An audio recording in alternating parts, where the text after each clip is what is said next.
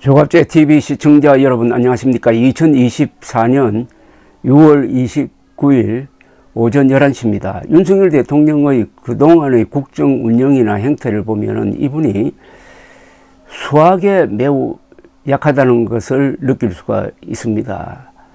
의과대학 신입생 정원을 갑자기 66%나 늘리는 결정, 즉 2,000명 늘리는 결정으로 한국의 의료 시스템을 완전히 망가뜨리고 의료 대란을 일으킨 점이 바로 그렇습니다.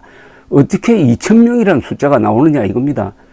알고 보니까 2,000명이라는 숫자의 과학적 근거가 없다는 것, 그리고 이 2,000명을 놓고 의료계와 진지한 논의를 한 적이 없다는 것이 재판 과정에서 밝혀졌습니다.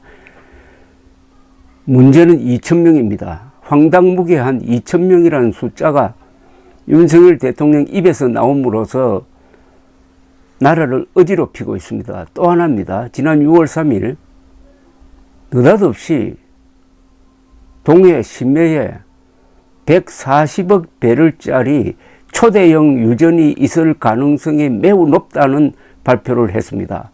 아니 140억 배럴이면은 중동에서나 그것도 몇십 년에 한 번 발견될까 말까 한 초대형 유전인데 그게 동해 심해에 잠자고 있다고요? 그동안 수십 구멍을 뚫었는데 나오지 않았는데 어떻게 이게 매우 가능성이 높습니까? 더구나 시추도 하기 전에 이것도 140억 배럴이라는 이 엄청난 수치에 대한 감각이 없는 윤석열 대통령이 발표함으로써 이걸 수습하느라고 지금 산자부와 석유공사가 땀을 뻘뻘 흘리고 있습니다. 140억이라는 숫자, 2,000명이라는 숫자에 대한 대통령의 착각, 착오 또는 오판? 그런데 또 어떤 문제가 하나 불거졌습니다. 이 문제에 대해서 이준석 개혁신당 의원이 페이스북에 이런 글을 올렸습니다. 그것부터 우선 소개해 드리겠습니다. 이준석 의원 페이스북입니다. 대한민국 모든 국민은 세월호 참사가 있던 날 어디서 어떻게 그 뉴스를 접하고 어떤 마음을 가지며 마음 아파했는지 기억할 겁니다. 마찬가지로 이태원 참사가 있던 날 저는 누구와 어떤 대화를 하다가 그것을 접했는지까지 생생하게 기억합니다. 이태원 참사의 소식을 접하고 좌익 세력의 공작을 의심해서 해야 할 일을 하지 않는 대통령이 있다면 대통령 자격이 없습니다. 참 나쁜 대통령입니다. 누군가는 대통령이 그랬을 리가 없다고 하지만 저는 그랬을 뿐이라고 생각하기에 단언합니다. 이준석 의원의 이 페이스북 글을 이해하려면 오늘 동아일보 사설을 소개하는 게 좋겠습니다. 사설 제목이 윤 이태원 참사 음모론 언급 사실인가입니다. 더불어민주당 출신인 김진표 전 국회의장이 지난 27일 일부 공개한 회고록에서 이태원 참사에 대하여 윤석열 대통령이 특정 세력에 의해 유도되고 조작된 사건일 가능성도 배제할 수 없다고 말했다고 밝힌 점을 들어서 사설이 이렇게 논지를 펴니다. 대통령실은 국회의장을 지내신 분이 대통령에게 독대를 요청해 나눴던 이야기를 멋대로 왜곡해서 알리는 것은 개탄스러운 일이라고 반박했지만은 민주당 인사가 같은 내용을 전해 들었다고 어제 추가로 주장하면서 파문이 커지고 있다고 사설이 전했습니다. 이어서 김 전 의장의 회고록에 따르면 대통령의 이 발언은 참사 발생 한 달여 후인 2022년 12월 5일 국가조찬기도회 이후 독대하는 자리에서 나왔다.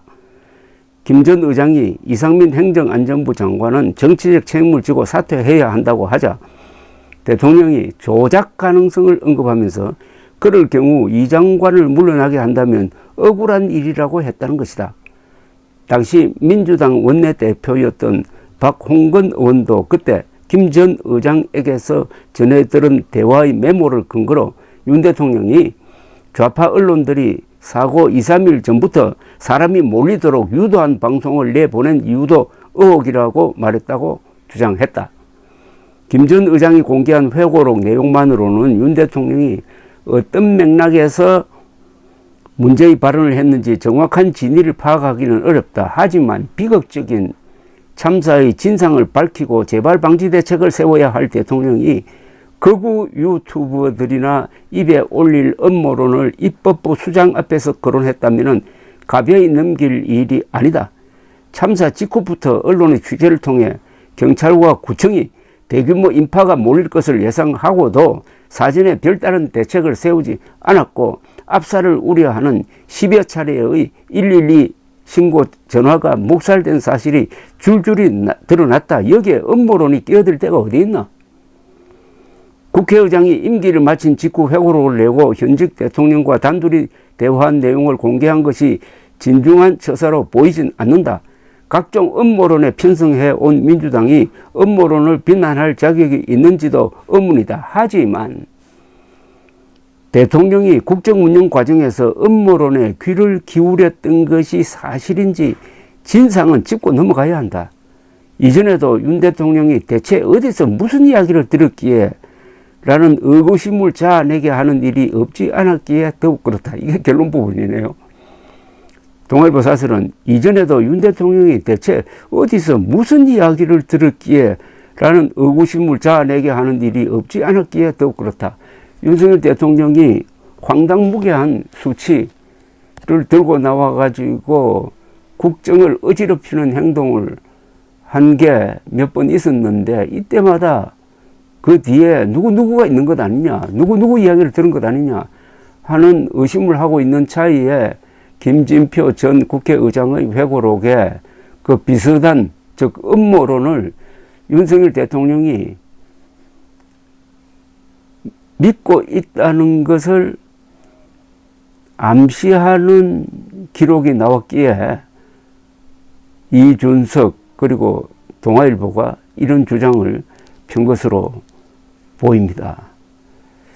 윤석열 대통령과 그 주변에 또는 윤석열 대통령이 친하게 지내는 사람 중에 이 음모론을 좋아하는 사람들이 있는 것 같은 느낌을 주는 것은 사실입니다. 그 음모론 중에 뭐 여러 음모론이 있지만은 부정선거 음모론 2020년 4.15 선거에서 당시 야당 미래통합당이 참패한 것이 부정 투개표 때문이라고 주장하는 사람들이 많은데 그 사람들이 운영하는 유튜브를 윤석열 대통령이 즐겨보는 것 아니냐, 그러다가 영향을 받은 것 아니냐 하는 의심을 할 만한 요소가 있는 건 사실이죠.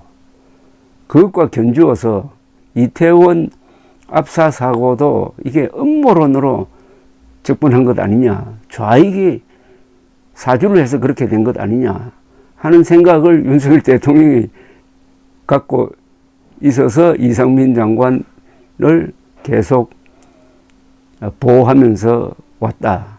뭐 이렇게 지금 스토리를 구성할 수가 있겠는데 지금 현재 진행 중인 의료 대란과 현재 진행 중인 동해 석유 소동도 그런 음모론과 또 견주어서 음모론과 연결시켜서 이야기하면 또 이게 문제가 복잡해집니다.